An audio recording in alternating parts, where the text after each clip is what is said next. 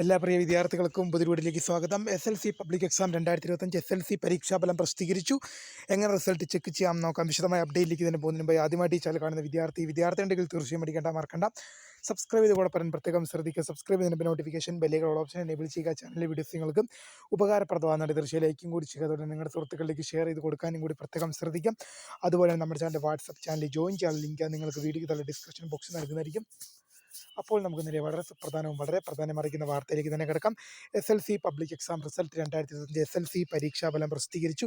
Karnataka SLC പരീക്ഷാഫലം ഇന്ന് പുറത്തുവിട്ടിരിക്കുകയാണ്. കർണാടക സർക്കാർ അവിടുത്തെ SLC പരീക്ഷാഫലം ഇന്ന് പുറത്തുവിട്ടു.